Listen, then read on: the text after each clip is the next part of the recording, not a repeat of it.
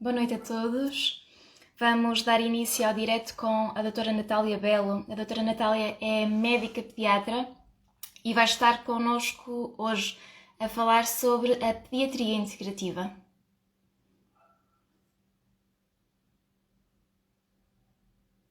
Ora, Vou convidar a...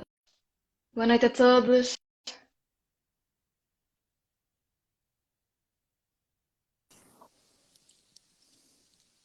Olá, boa noite.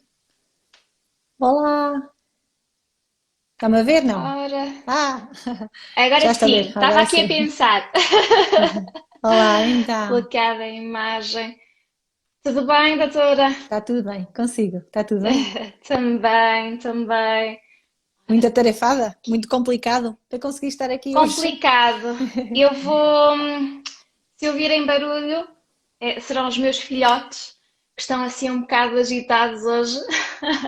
E É, ainda há pouco já me vieram aqui bater à porta, portanto, vamos ver se entretanto eles não interrompem. Então, eu estou muito contente por ter aceito estar aqui hoje, ter arranjado um pouquinho de tempo, não é, do seu dia para nos vir falar sobre um tema tão interessante. é, é. Eu sinto-me muito lisonjeada deste convite, eu aqui agradeço. Obrigada. O prazer é todo meu. Para quem não me conhece, eu vou-me apresentar, para quem está aqui e ainda não me segue.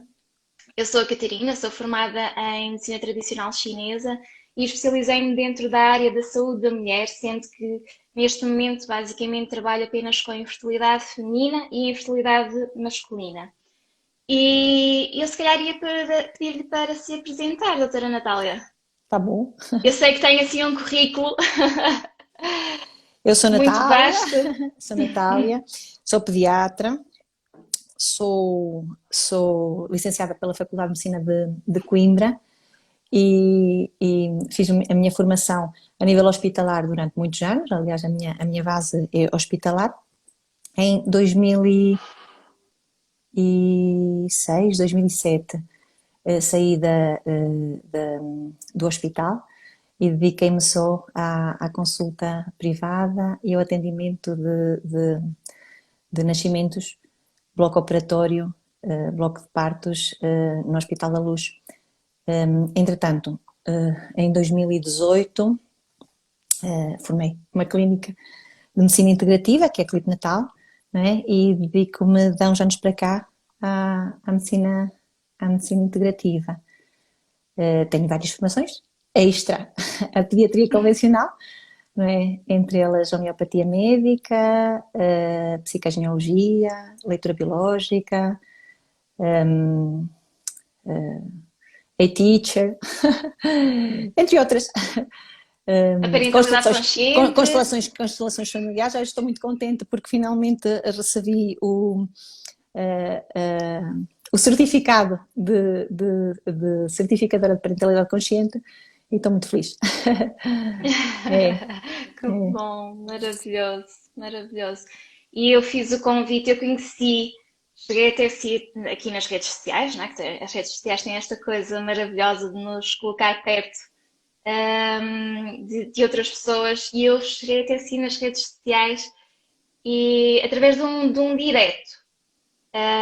Eu penso que tenha sido o primeiro direto que a doutora Natália fez. E Também eu só fiz dois, este é o terceiro. apaixonei-me. Ah, é? Não É, sabia, não sabia. Mas é. fiquei apaixonada pela explicação tão maravilhosa que deu sobre a geração da vida, não é? Da união das células, destas duas células. Bem, fiquei apaixonada e eu sei que todas as pessoas que vão nos acompanhar vão ficar deliciados com aquilo que nos vai transmitir. Quer-nos explicar um pouquinho, então, sobre o que é a pediatria integrativa? Pois, a pediatria integrativa, para mim, a pediatria integrativa tem muitas definições, não é? Mas como é que eu vejo a pediatria integrativa? A pediatria integrativa a pediatria é a parte da medicina que lida com crianças, que cuida de crianças, que faz diagnósticos e tratamento de crianças, não é? Integrativa propõe a integração de técnicas de terapia, técnicas de saúde, técnicas promotoras de saúde, dentro daquilo que é a visão convencional do tratamento da criança, dentro daquilo que é a nossa visão mais académica do tratamento da criança. E a pediatria integrativa tem como visão ver a criança no todo que ela é, desde essa primeira célula até todo o sistema, desde o microcosmos, né, que vai desde essa primeira célula, a todo o macrocosmos, que vai até sistema familiar, sistema transgeracional, sistema corporal, tudo dentro do mesmo ser. Procuramos fazer uma ligação entre aquilo que é o corpo, a mente, o espírito, a alma, o sistema familiar, o sistema, as nossas heranças familiares, de modo a ver o ser da forma mais íntegra e mais completa que consigamos, não é? E para isso acabei por fazer uma série de formação, não é? Porque a minha formação académica é muito convencional. Eu formei-me em Coimbra. Coimbra talvez seja a escola de medicina mais convencional, mais fechada para coisas mais complementares.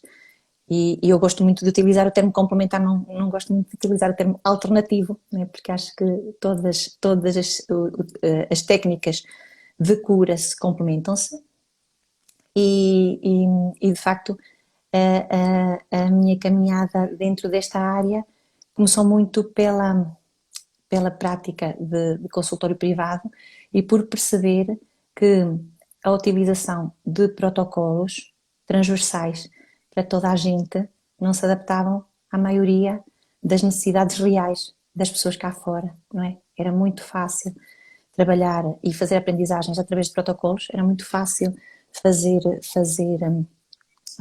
as terapias através de protocolos, mas de facto os protocolos para a realidade do comum mortal não se adaptavam, não é? E tinha que haver outras possibilidades terapêuticas, outras estratégias que permitissem chegar realmente àquilo que os pais nos pediam, às aflições dos pais e realmente às necessidades das crianças, não é? E aí começou a minha procura por outras vertentes. Comecei pela homeopatia, inicialmente, um bocado naquela de, está bem, pronto, vamos dar estas bolinhas para ver se resolvo aqui a situação, ou pelo menos para ver se os pais têm alguma coisa, se levam alguma coisa, disseram-me que isto até nem fazia mal, pelo menos mal não faz, e fiquei muito surpreendida quando comecei a ter um feedback muito positivo, não é? De umas bolinhas que eram consideradas placebo, não é? E que eram assim meias mal vistas, até dentro daquilo que é pronto, o conhecimento geral do médico, não é? Eram consideradas placebo, e como é que um placebo poderia fazer aquele efeito terapêutico, não é? Lembro-me a primeira vez que utilizei umas bolinhas, era a camomila vulgaris, não era? Para uma criança que chorava muito, muito, de uma maneira inconsolável, associada à erupção dentária, e lembro-me de ter ligado à minha amiga Ana, que tinha a farmácia ao lado do meu consultório, e dizer assim, olha, o que é que tu andaste aí a estudar? Vê lá se me arranjas aí uma coisita aqui para esta criança, que não faça mal, os pais estão desesperados, já experimentei isto, já experimentei aquilo, já fizemos isto, já fizemos aquilo, e pronto, e foi naquela de convencer aos pais que havia mais alguma coisa, eu própria não estava convencida, não é? E quando tive o feedback dos pais, não é, com aquelas bolinhas de placebo, não é? Fiquei realmente a pensar, mas o que é isto? O que é que isto realmente fez? E pronto, e depois, entretanto, acabei por ver-me a ligar cada vez que precisava assim de uma coisa mais diferente, passava a vida a ligar à Ana, a dizer, Ana, tu não tens uma coisa para isto? Ana, olha, não consegui resolver. Até que pronto, depois acabei por fazer uma formação, e até fomos fazer uma formação, ela como complemento, eu como inicial, fomos fazer uma formação juntas, e pronto, e começou esta caminhada no sentido de tentar arranjar outras alternativas, outras possibilidades. E no meio desta Que caminhada, engraçado. sim, Iniciou então primeiro precisou da comprovação, não é? E depois é, começou a perceber que afinal fazia sentido, não é? Conseguia uma resposta positiva, não é? Primeiro comecei a experimentar, não é? Alguma coisa, pelo menos que sentisse que era seguro, que pelo menos mal não faria, e isso era a garantia que ela me dava, não é? Como farmacêutica, pelo menos mal não faria. E, e depois comecei, para grande surpresa minha, comecei a constatar que aquilo realmente tinha que fazer alguma coisa e não podia ser apenas efeito placebo, não é? Porque dado para um determinado tipo de característica diagnóstica, não é? Tinha um resultado diferente de todas as outras coisas que também podiam ter o efeito placebo, porque também eram dadas para aquela situação e aquilo tinha realmente um efeito diferente das outras coisas que até aí tínhamos experimentado. E o feedback dos pais foi tão espetacular, não é? Que eu ainda guardo na memória a mensagem, não é? Como se aquilo tivesse sido realmente um medicamento milagroso, porque eles já tinham experimentado tudo, não é? E lembro-me perfeitamente da minha admiração com aquelas bolinhas de, meu, o que é que isto fez? Não, afinal, o que é que isto fez? Entretanto, a gente começa a experimentar na família, começa a experimentar nos animais, começamos a experimentar em nós mesmos, não é? E começamos a perceber que realmente que há um efeito terapêutico real, não é? Que é um medicamento real e que hoje praticamente a minha família toda é corrida a bolinhas, não é? Homeopáticas, a minha família é amigos, não é só a minha família. E de facto, neste tipo de caminhada, vamos conhecendo mais esta modalidade terapêutica, vamos experimentando isto, vamos reconhecendo que isto tem valor, vamos percebendo que aquilo não é tanto a nossa praia, que aquilo se calhar não faz tanto sentido, não é? E acabamos por tentar arranjar estes complementos dentro da nossa área de medicina convencional. E eu vejo a medicina integrativa e dentro da medicina integrativa, dentro a pediatria integrativa, como realmente com esta beleza da integração, de incorporar coisas realmente válidas dentro da nossa prática clínica convencional, coisas que nos alarguem o olhar, coisas que de facto vão de encontro às reais necessidades das pessoas que são diferentes umas das outras, não é? Todos nós temos Claro. necessidades diferentes. Há necessidades básicas que são mais ou menos sobreponíveis, mas todos nós temos necessidades diferentes. E essa necessidade diferente é que começou a ser realmente um desafio. Nem todos os pais se passam quando a criança tosse. Mas há pais que passam-se quando a criança tosse. E não é a tosse, é a perspectiva que os pais têm da tosse, não é? E essa é que é realmente a necessidade por trás daquele sintoma, não é? O tratamento não é propriamente tratar apenas o sintoma, é ir de encontro à necessidade que está por trás do sintoma, não é? Isso realmente, se a homeopatia me ajudou bastante e outras artes terapêuticas me ajudaram bastante, o perceber o ser humano com esta complexidade, não é? E tentar ir de encontro àquilo que é as reais necessidades, não é? De modo a que as pessoas conseguissem olhar para os filhos, para os seres reais que estão para além daquilo que eles mostram, não é? E nós conseguirmos também olhar para aquelas necessidades que se calhar para outra pessoa não fazem qualquer sentido, não tem jeito nenhum, não é? E para aquelas pessoas é tão importante, não é? E de facto, esta visão de que há muito potencial dentro do ser humano e que não é apenas o corpo sectoriado, não é? Nos mais diversos sistemas orgânicos, não é? Sistema urinário, sistema respiratório, sistema cardiovascular, o sistema auditivo, o olho, enfim, não é sectoriando desta forma, apenas sectoriando desta forma, que nós vamos conseguir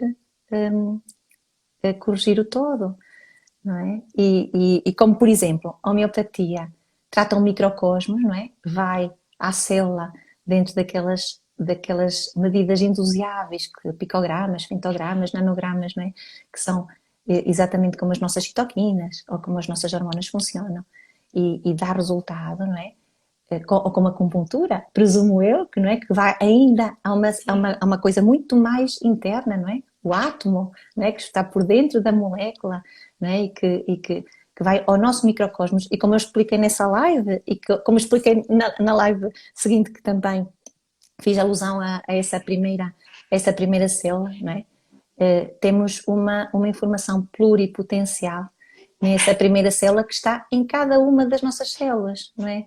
Em cada uma das nossas células somos estes seres tão diversificados e todas as nossas células têm o mesmo potencial genético. Todas têm funções diferentes, mas todas têm o potencial genético.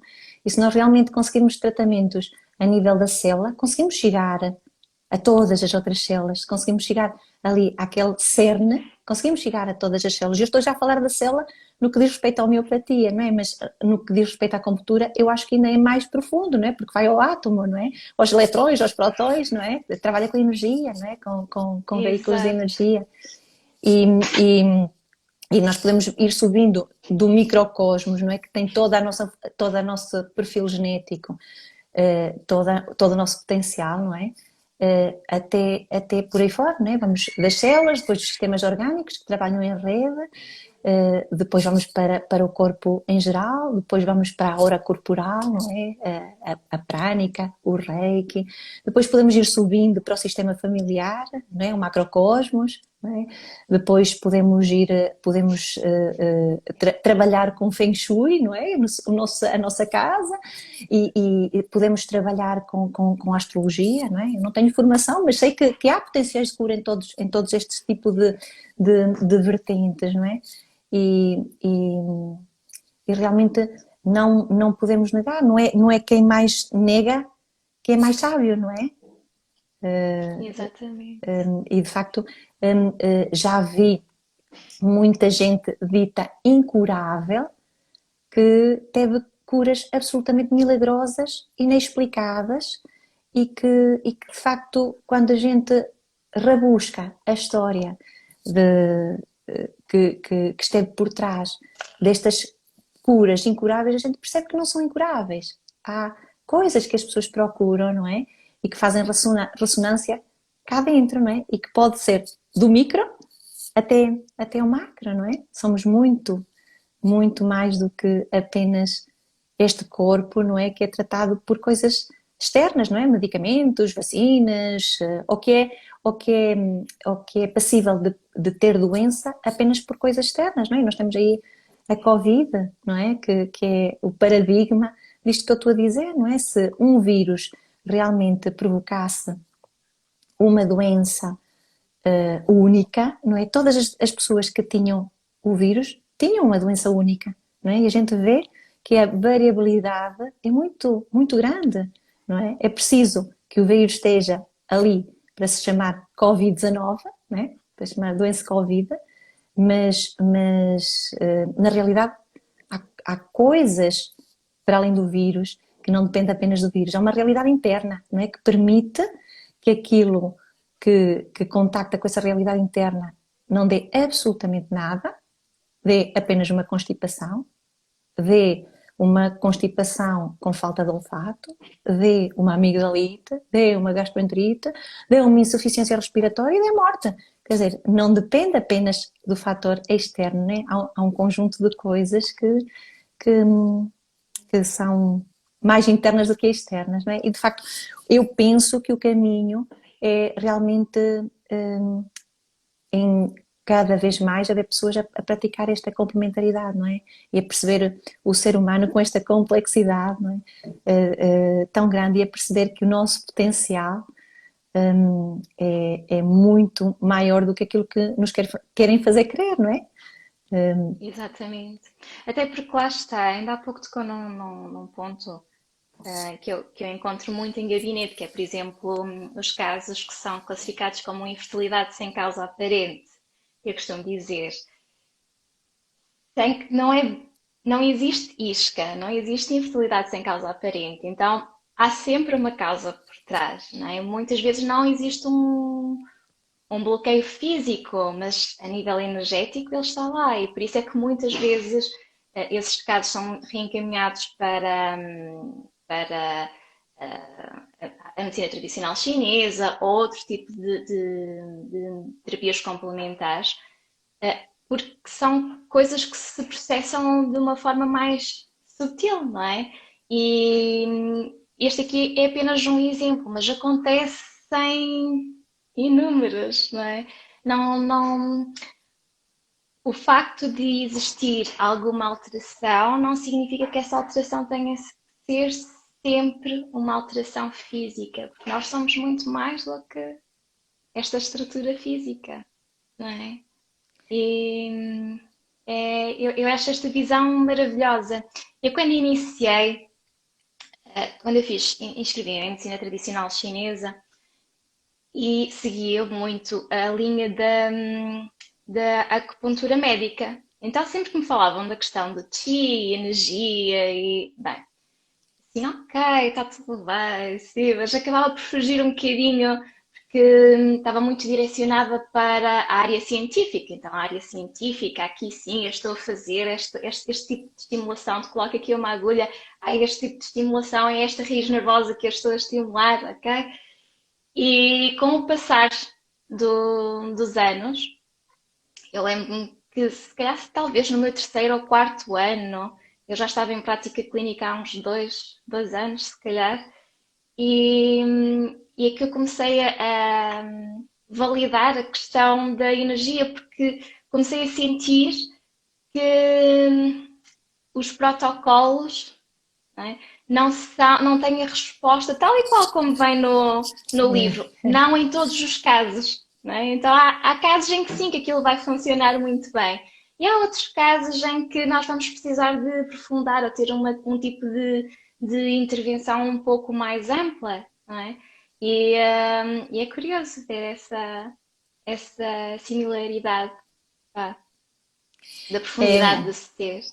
nós ainda muitos de nós acham que o que sentimos não faz qualquer sentido na nossa vida, ou seja, o sentir, o que nos acontece à volta, não tem qualquer sentido. Ou mesmo coisas do género, eu ouço todos os dias coisas do género de, mas ele sente, bebê, mas ele sente, acha que ele nota aquilo que está a acontecer, com esta idade ainda não sente. E de facto ainda há muito esta, esta cultura, não é? De que somos seres corporais que não temos mais nada senão o corpo, não é? E de facto eu acho interessante que há colegas meus muito religiosos, muito praticantes, dentro das várias doutrinas, eh, e que têm dificuldade quando, dentro da área médica, de falar de alma ou de falar de cura energética, não é? E são seguidores de Jesus Cristo, e que dentro da área religiosa têm uma determinada postura e fora da área têm uma postura completamente antagónica, não é? Que não, uma postura muito técnica corporal. E de facto, nós não somos apenas uma coisa, não somos apenas outra coisa, somos o conjunto destas coisas, não é? E, e se calhar, se conseguíssemos integrar esta questão na nossa prática, não é? Também com a vertente que somos, que é uma vertente, como todas as outras vertentes, não é? Temos a nossa vertente mental, a nossa vertente corporal, a nossa vertente psíquica, né? A nossa vertente espiritual, todas têm um lugar dentro de nós. E de facto esta questão que diz e que acho graça, não é? De doenças sem causa, doenças que não se conhece o motivo, o desconhecimento do porquê, o motivo de uma criança nascer assim, ou com este problema, ou nascer com aquele problema. Tem que haver um motivo.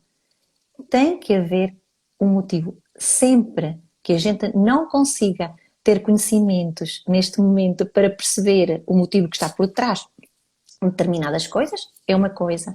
Agora, que tem que haver motivo para aquela mãe determinada ter um filho determinado com um determinado problema, isso não tenho dúvidas, não é? Enquanto a gente não conseguir saber o porquê, pelo menos temos que dedicar-nos ao para quê, não é? Que já dá um grande avanço na nossa vida, daí para a frente, não é? Exatamente. Mas de facto não me convenço, nunca me convenci de que realmente havia doenças ditas incuráveis. e que as crianças nasciam com algum tipo de patologia, simplesmente porque sim, porque havia pessoas azaradas e havia pessoas com sorte. Né? De facto, tem que haver por trás daquela nossa história, há muitas histórias, não é? Cujo desfecho é aquela história e que se é para nós, porque temos capacidade de lhe dar a volta, não é? E de tirar o melhor partido, não é? E fazer a melhor Exatamente. aprendizagem. É. É verdade. Eu coloquei uma caixinha de perguntas e uma das perguntas que me fizeram foi: quando é que se deve procurar o pediatra? É só após o parto? Olha, neste momento já está na moda as mães fazerem uma primeira consulta no último trimestre de gestação. Eu, com toda a sinceridade, não vejo necessidade dessa consulta. Há colegas que sim, que acham que é muito importante, atendendo àquilo que as pessoas hoje conseguem ter acesso nas redes sociais, não é? Já vão conhecendo mais ou menos o perfil deste colega, o perfil daquele colega, já conseguem perceber mais ou menos se ressoa com elas ou se não ressoa, não é? E acho que não é assim tão importante, a não ser que as pessoas realmente tenham muitas dúvidas e tenham muita necessidade do contacto cara a cara. Um, uh, um, a primeira consulta, na minha opinião, é importante nas primeiras 2 semanas de vida. Aí sim é importante, sobretudo nos pais de primeira viagem. Pelo menos para mim, essa seria a altura ideal, desde que, como eu digo, as pessoas se sintam confortáveis e já tenham mais ou menos uma ideia de que pediatra querem escolher. Não é? Muito Porque, bem. como eu digo, há pediatras para todo tipo de, de, de, de desejos. Não é? Há pediatras de todos os estilos e de todas as formas, não é? E de facto acho que tem que fazer ressonância com a postura do pediatra, tem que fazer ressonância com a pessoa que o procura. Exato, exato. Muito bem. Outra questão que me tinham colocado, e aqui eu acho que é uma paciente minha, estou sempre a insistir porque eu digo-lhes para falarem muito com o bebê ainda intraútero. Mas isto aqui é um bocado estranho, assim, falar para a barriga. É um bocado estranho, não. Algumas pessoas ainda acham um pouco estranho, mas a realidade é que existe uma memória intraútero, certo? Então nós já podemos utilizar o reflexo condicionado, não é? De irmos criando aquela proximidade, de irmos do pai, por exemplo, também ir falando para o bebê estar familiarizado com a voz. Então ela questiona se de facto isso faz sentido na visão da pediatria integrativa ou se não, ou ela apenas começa antes, ou melhor, após o parto. Ah, faz todo sentido falar com o bebê, faz todo sentido falar com o bebê antes do bebê ser concebido, faz todo sentido falar com o bebê na altura da concepção, faz todo sentido falar com o bebê durante todo o tempo de gestação. E se faz sentido realmente a presença do pai, é fundamental a presença da mãe. E falar com um bebê, independentemente da altura da vida, não pode ser falar como uma checklist do género, já disse isto, já disse aquilo, já disse o outro, pronto, já está feito, o trabalho de casa, vou dormir. Não, a falar com o bebê e falar com uma criança, quanto mais pequenina ela é, ou quanto mais solar ela é, mais importante se torna a comunicação intuitiva, a comunicação de coração. A gente pode falar de chinês, japonês, italiano, português, pouco interessa. O que interessa é a intenção do nosso coração e a emoção que a gente imprime de cada vez que fala com o bebê. E não precisamos de falar com o bebê com palavras, precisamos falar do bebê com coração, que o bebê vai entender. E isto não é uma questão apenas de ser bonito de dizer. Porque é muito bonito dizer que os bebês entendem. É tão bonito dizer que a minha orquídea entende ou que o meu cão entende. Não é uma questão de apenas ser bonito de dizer, é uma questão real. Uma questão real e profundamente transformadora. Falar com um bebê de coração, com esta comunicação intuitiva, é terapêutico, profundamente terapêutico. Já tive situações de cura, de situações de repetição, problemas de repetição. Eu estou a falar, por exemplo, de um caso de otite de repetição de um bebê muito pequenino, que a resolução da questão do problema que a mãe trazia e que, de certa forma, passou ao filho durante a gestação, foi resolvido por palavras. E não só, tem imensas situações deste género. Falar com o bebê é fundamental. Há uma coisa que se chama o projeto de sentido gestacional, que alguns autores já descreveram, não é? E que não é mais do que o imprinting que se faz de todo o projeto daquela gestação inconscientemente.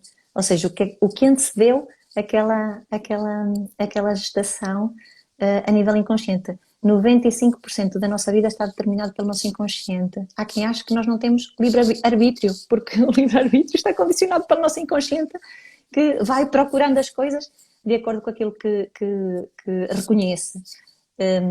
E de facto, a descrição do plano de sentido gestacional passa muito por essa ideia de que há um inconsciente que se programa no sentido de aquele acontecimento, que é a concepção, não é?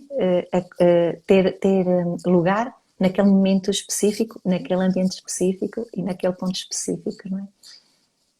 E muitas vezes eu noto, principalmente pacientes que estão a passar por um processo de infertilidade, eu vou sempre bater, não é com isso que eu trabalho,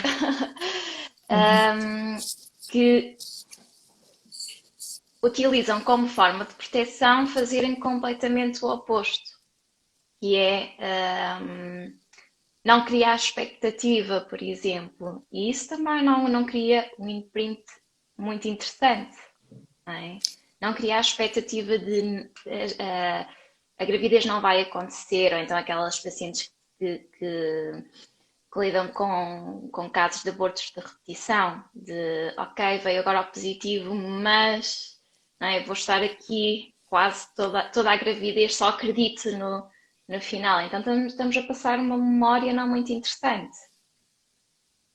Eu acho que a gente deve falar com o bebê em todas as circunstâncias, seja um bebê para vir com vida, seja um bebê para ir e em que curtiu aquele momento de vida que teve, não é? E nós também passa um bocado por viver a vida sem expectativas, que é muito difícil. Eu sei que é muito difícil, não é? Mas na realidade, se nós tivermos o culto e a intenção de vivermos mais o presente, vivemos aqueles momentos que o presente nos dá, não é? Independentemente de vir a ser uma gravidez termo e normal e maravilhosa ou não é? Porque de facto é aquilo que nós temos que. Há coisas que temos que passar e que temos que passar, não é? E de facto não é por vivê-las com distanciamento emocional que elas vão deixar de ser desagradáveis. É que se fosse assim, não é? O distanciamento emocional era uma ajuda. Mas a gente vê que não é assim, não é? O distanciamento emocional não é uma ajuda como adoece. Adoece o próprio e adoece quem vem e quem depois vem com vida, não é? Porque cria um fosso por não se permitir viver como se eu não tivesse o direito de viver aquela situação quando ela vem e vem bem, não é? Quando ela vem para nós e vem bem em bom estado de saúde, não é? De facto, há mães que por não terem conseguido viver lutos de abortamentos, não é? No intervalo das suas gestações, não conseguem estabelecer um relacionamento emocional amplo, intenso, com os filhos que vem a seguir. E porquê? Porque estiveram sempre nessa expectativa de ai não, isto não vai acontecer, ai não, porque provavelmente não vai correr bem, ai não, porque da última vez já foi assim e eu não estava preparada e não quero que me aconteça, não é? E isto cria uma separação, ou pode criar uma separação emocional do bebê. E quando o bebê nasce, estariam preparadas, ou pelo menos seria expectável que tivesse um determinado tipo de emoção e às vezes essa emoção não surge dessa forma, não é? E depois o que é que acontece? O que é que eu vejo em algumas pessoas acontecer? Vivem a culpa. Ai não, porque eu afinal parece que não gosto tanto, ai afinal parece que não vivi tanto a situação tão agradável, mas o que é que estiveram a fazer durante toda a gestação foi separar-se emocionalmente, porque ai não posso viver as coisas, porque ai se calhar se não estiver, se aquilo não acontecer como eu espero que aconteça, vai ser mais difícil para mim, não é? E as coisas não são assim, não é? Acho que devíamos ter uma cultura diferente do presente, não é? E acho que também devíamos ter uma cultura diferente de quem parte, não é? Afinal, nós não somos eternas, não é? Estamos aqui de passagem. E o mais certo que nós temos na vida é realmente a morte. Aquilo que mais certo temos na vida, não é? E habitualmente é certeira, porque quando vem para nos levar, não é? Não É vem aqui para... É definitivo. definitivo, vem para nos levar. E de facto temos muito este, este apego às perdas, não é? E ao não se permitir viver em plenitude porque por medo de perder. É interessante isto, não é? É interessante, não é? O facto de o medo de não ser como eu gostaria que fosse, não me permite viver aquilo que a situação veio para me fazer viver. Então a gente nunca vive em plenitude, não é? Exato. É bem interessante, é bem interessante. Esta questão assim mais energética acho que vai nos fazer refletir, não é? Também um pouquinho, né? Do presente, do hoje e também daquilo que já se passou para trás. Aquilo que assiste em gabinete em termos de pediatria, hum, quais são os verdadeiros desafios da pediatria atual? Ou aquilo que se sente, aquilo que ele levou a sentir necessidade de abrir um pouco mais o foco para além da pediatria convencional? É uma pergunta difícil, Catarina.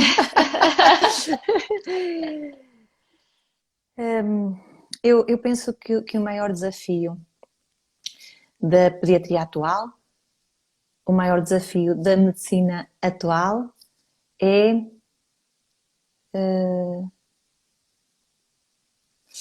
é, é, é ver o doente como um ser completo e, e, e provocar no doente aquela sensação de vazio existencial, não é? De, de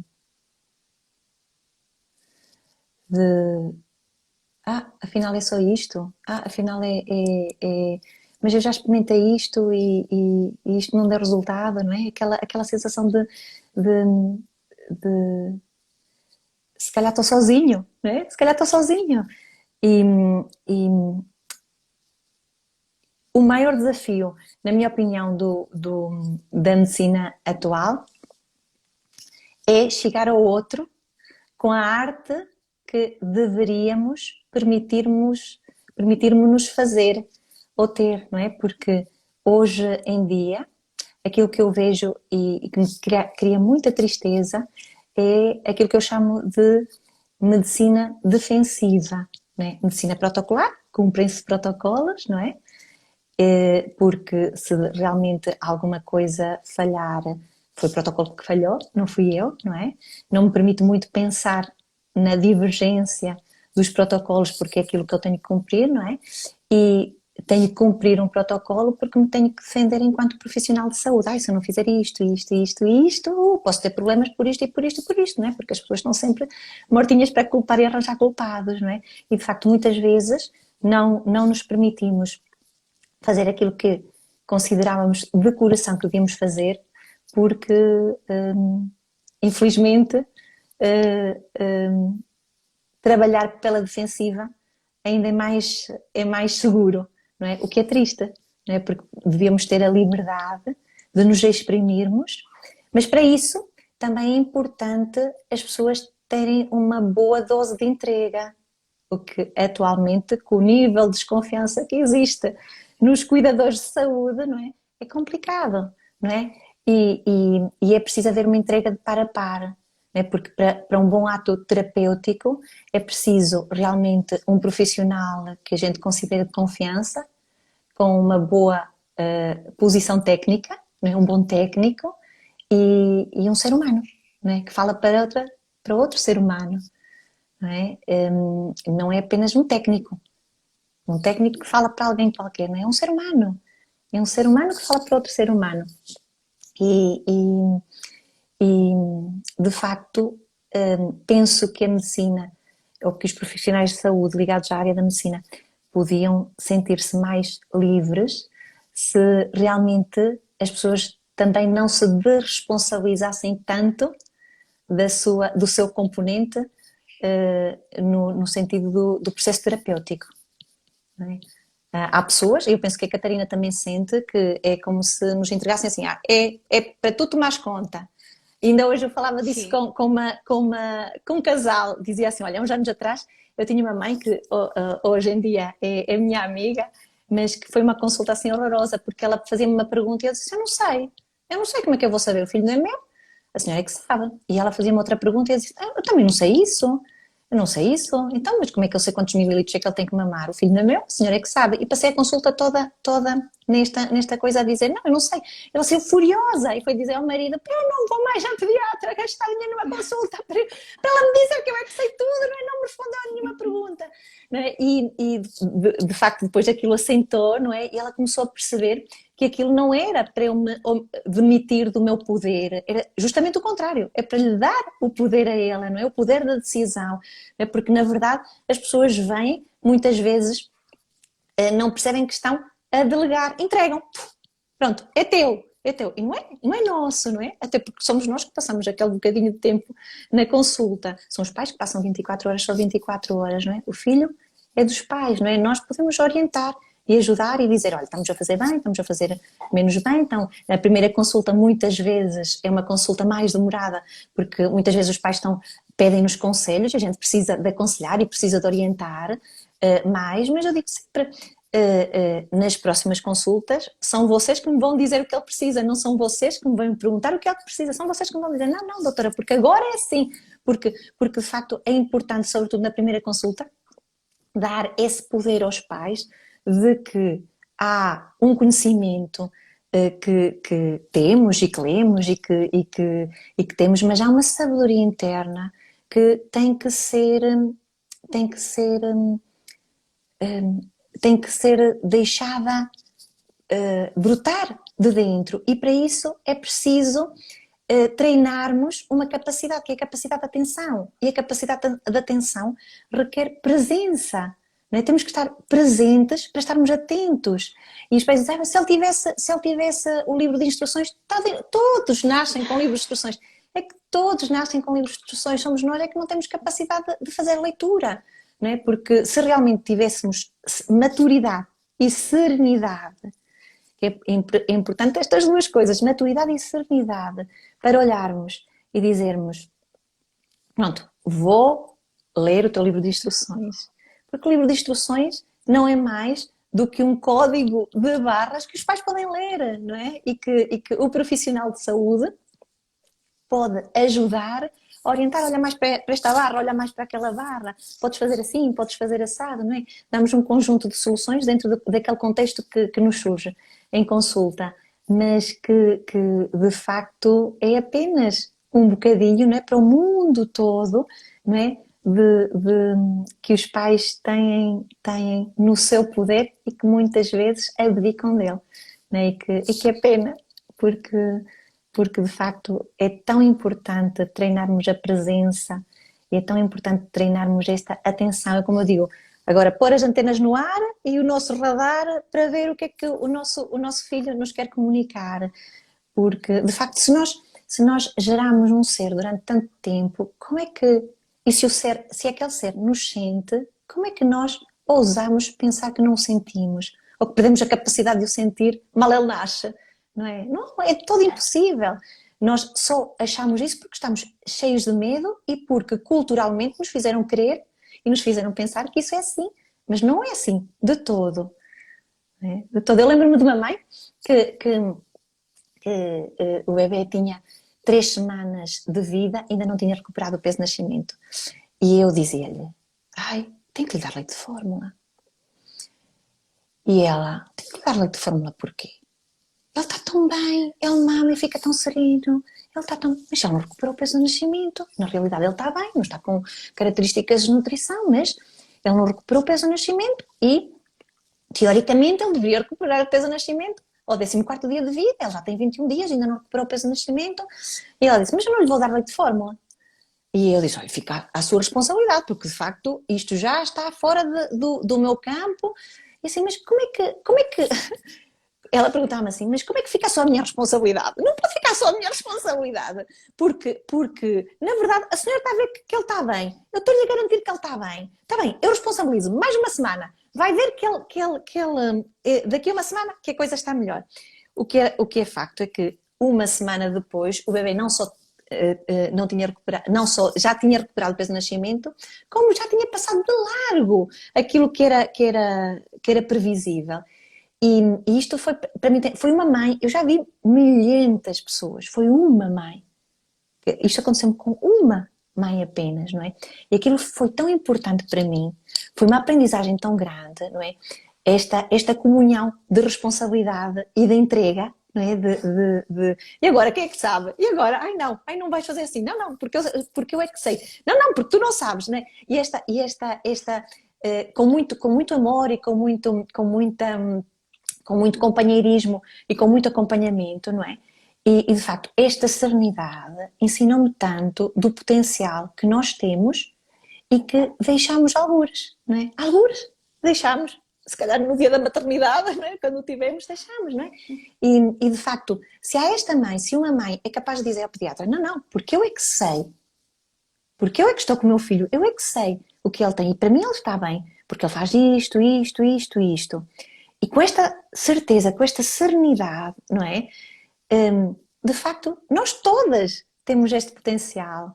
Esquecemos é que o temos, não é? Porque nos dias que correm, não é? Com todas as coisas que correm, achamos sempre que o nosso filho tem que ser igual ao filho do vizinho, ou que tem que ser igual ao filho não é? E as coisas não são assim, não são únicos. Abandonamos aquela questão mais intuitiva, não é? Porque nós por vezes esquecemos que nós também somos animais, não é? Então os outros animais que têm os seus filhos e que sabem cuidar deles, nós também nascemos com isso, nós também temos essa capacidade.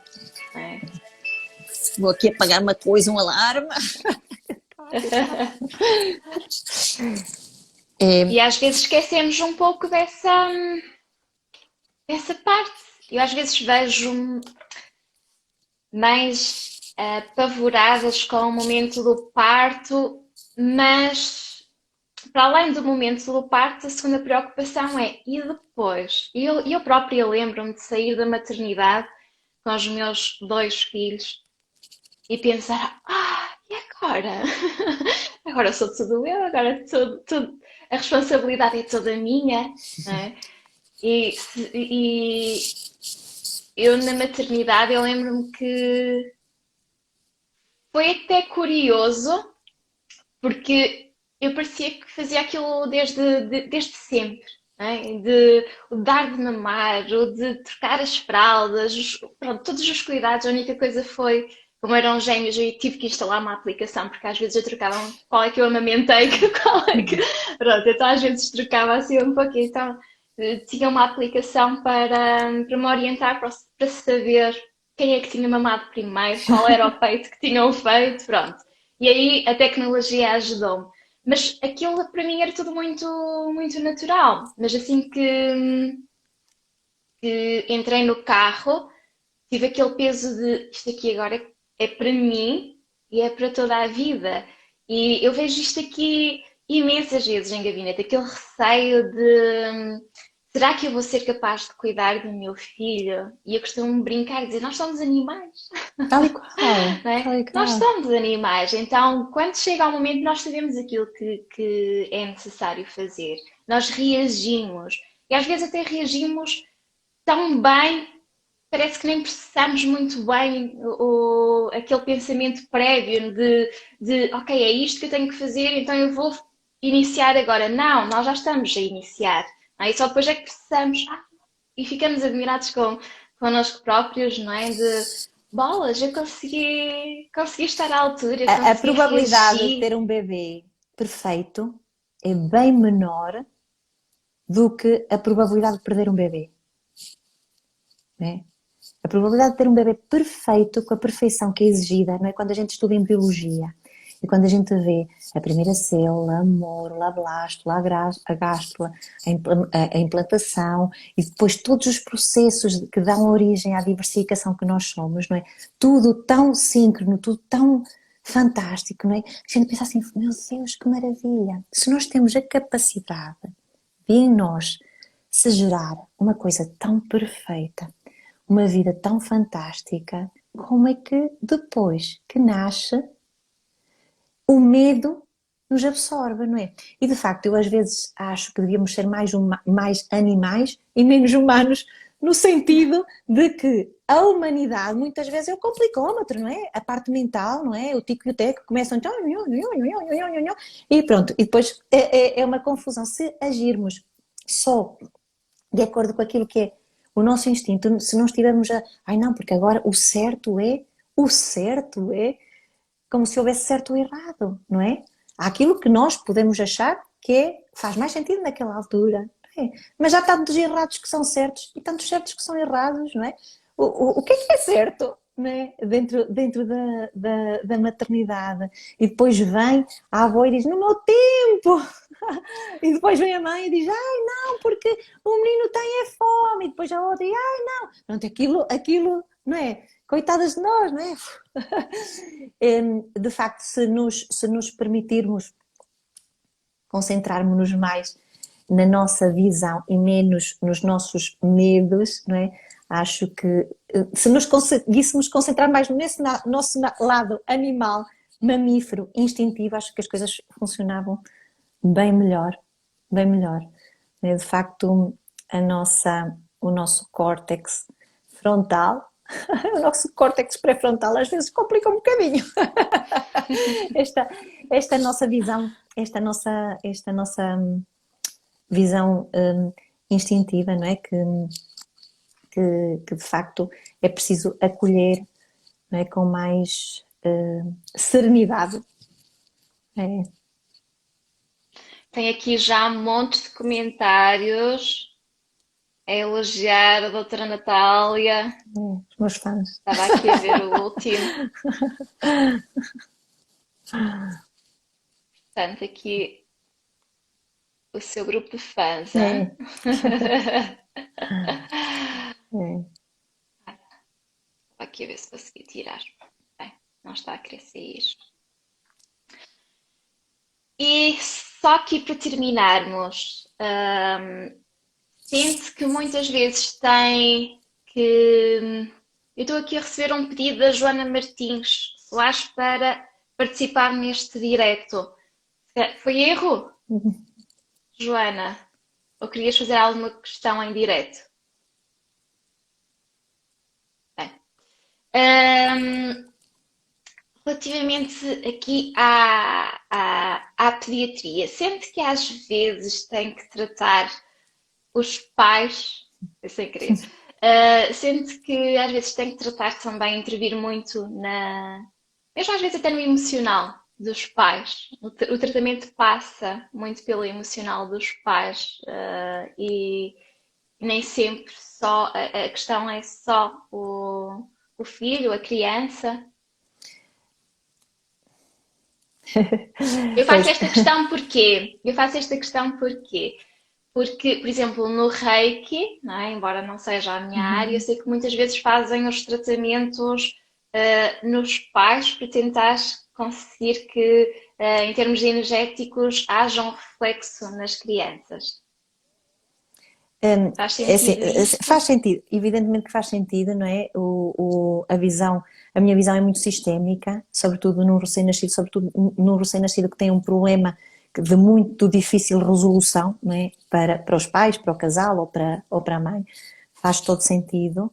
É rara a consulta em que eu não tenha que ir a algum lado dentro do sistémico familiar, não é? Dentro daquilo que está a acontecer neste momento e que pode justificar o sintoma, a doença, ou mesmo dentro de uma abordagem mais transgeracional, não é?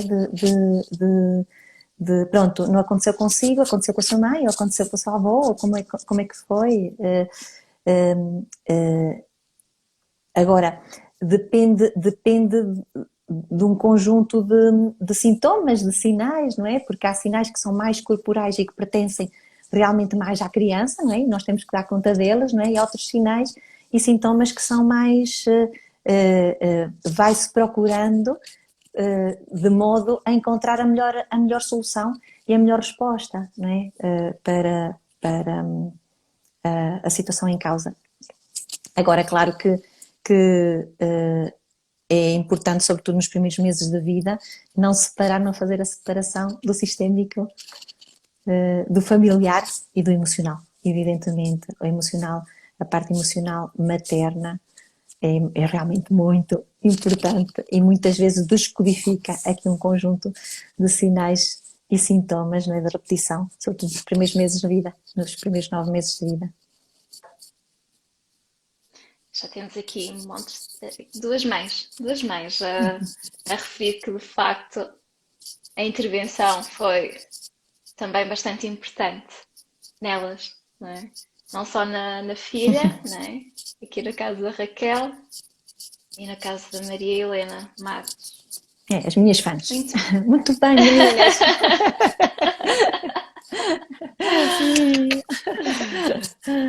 É, é. Doutora Natália, quer deixar alguma mensagem final para quem nos está a assistir? A minha gratidão a todos. Eu espero que esta live tenha ajudado as pessoas, ou o público, o seu público e o meu público, a conhecer um bocadinho mais de nós, não é? E, e, e a fazer esta união, não é? Esta união fantástica entre, entre a medicina convencional e outros aspectos terapêuticos complementares da medicina convencional, da medicina alopática. É importante haver esta colaboração, esta partilha, não é? Entre pessoas de áreas médicas diferentes, não é? Com vertentes terapêuticas diferentes, mas que de facto não estão zangadas umas com as outras, não é? E que estão aqui de coração aberto para trabalhar em comunhão. Não é? Porque realmente nesta área do dito complementar, ou do dito alternativo, não é? Eu não gosto da palavra alternativa, porque alternativa mostra esta zanga, não é? Eu gosto da palavra complementar. Vejo alguns profissionais de saúde, médicos, completamente alternativos, zangados com a medicina convencional. Vejo alguns profissionais não médicos também zangados com a medicina convencional e o contrário, não é? Vejo muitos médicos zangados com as terapias mais complementares, e de facto aquilo que se pretende é ver o melhor de cada espaço, não é? E integrar no seu todo, porque de facto o nosso objetivo, tanto daquilo que é mais alopático do que mais convencional, do que daquilo que é menos convencional, o objetivo é só um, é a cura. não é? A cura e exatamente. chegar ao doente, não é? E, sim, É o benefício do paciente, que às vezes, no meio destas, não só discussões, mas destas visões mais diferentes, mais extremistas, eu não gosto de dizer que umas estão de um lado e outra está do outro, não é? Porque eu acho que, de facto,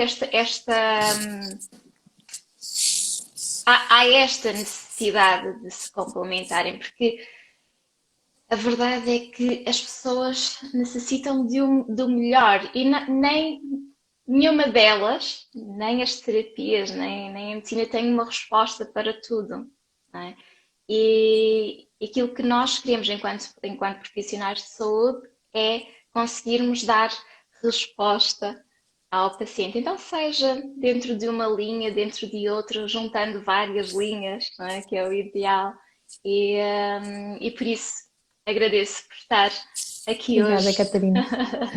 por ter dedicado. Eu costumo dizer sempre que todos os profissionais de saúde que dedicam um pouquinho do seu dia a disseminar informação, não é? De forma completamente desprovida de interesses, já diz muito sobre. Então, por isso, mais uma vez, a minha gratidão, doutora Obrigada, Natália. obrigada, Catarina. Muito obrigada pelo convite. E, e quem não segue, deixo o convite de seguirem a página da doutora Natália e da Clique Natal, que fica, curiosamente, aqui em Aveiro, portanto, maravilhoso. Eu tive uma paciente que me disse, eu já sei quem é que vai ser, ela ainda não engravidou, estamos a trabalhar para isso. Ela disse, eu já sei quem é que vai ser a pediatra dos meus filhos. Tá Por isso, bom. O dentro seu de alguns consultório tempos. também é em Aveiro? É em Oliveira das Meias, pertence ao Ah, distrito de Aveiro, mas vá, não é no centro, não é propriamente em Aveiro. tem que vir Que- visitar a Clipe Natal. Sim, claro, claro. E eu É, faço o mesmo convite, tenho que visitar a CC Clínica. tá bom, Está combinado. bem? Vamos deixar Pronto, pousar isto da então Covid, que é para depois podermos ir sem máscaras. fazer, exatamente, É, exatamente. é. Pronto, muito boa noite a todos e obrigada por nos terem acompanhado. Até uma Obrigada, próxima. obrigada, Catarina, obrigada, obrigada.